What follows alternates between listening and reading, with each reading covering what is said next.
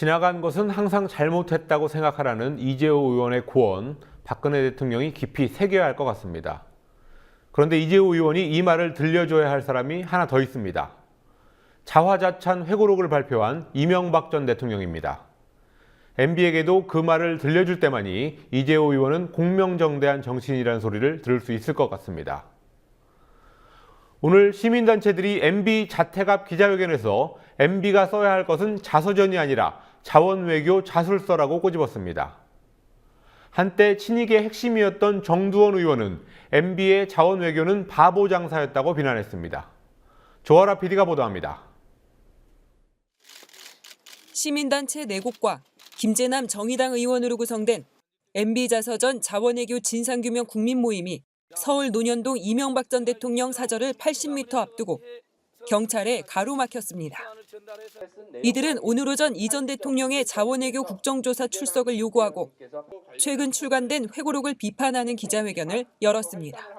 어제 국회 해외 자원개발 국정조사 특위에서 기관 업무보고에 출석할 증인 명단을 확정했습니다만 채택된 증인 명단은 결코 국민이 납득할 만한 것은 아니었습니다.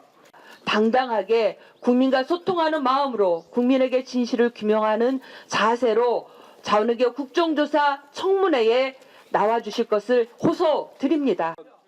MB 진상규명단은 MB 회고록을 비판하는 의미의 퍼포먼스를 벌였습니다. MB 회고록에 빠진 내용을 정리해봤습니다. 멕시코 볼레오 1조, 캐나다 하베스트 2조, 그리고 캐나다 홀리버 잘못됐네요. 12조 안에 1조입니다. 그리고 크루드 180억 원. 이런 엄청난 일이 있는데 우리 대통령께서는 어떻게 생각하십니까? 온갖 음해에 시달렸습니다.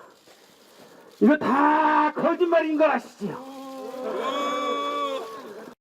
한국가스공사가 2010년 2월 작성한 해외 자원개발 주요 사업 추진 계획안입니다. 2017년까지 자원외교 목표를 달성하기 위해서는 약 18조 원의 투자비가 소요된다고 적혀 있습니다. 이를 위해 가스공사는 가스 원가 증감에 따라 가스 요금을 책정하는 원료비 연동제를 부활시키고 약 12%의 가스 요금 인상이 필요하다고 건의했습니다.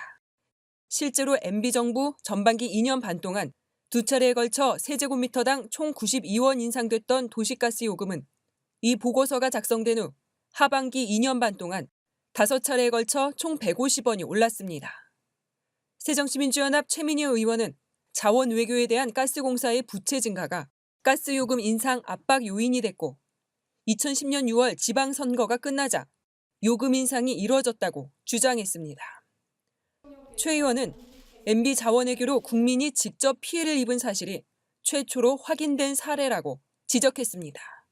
이런 가운데 이명박 정권 탄생의 1등 공신이었지만 이 전 대통령의 형인 이상득 전 의원과 충돌한 후 권력 중심부에서 밀려난 정두원 새누리당 의원이 오늘 입을 열었습니다.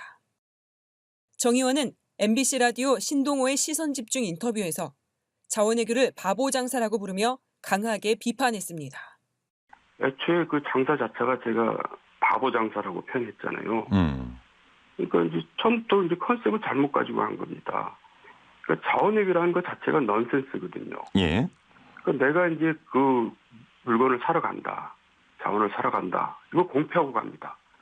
그것도 막 빵빠레를 울리면서. 예. 그리고 내가 꼭 사야 된다. 이런 식입니다.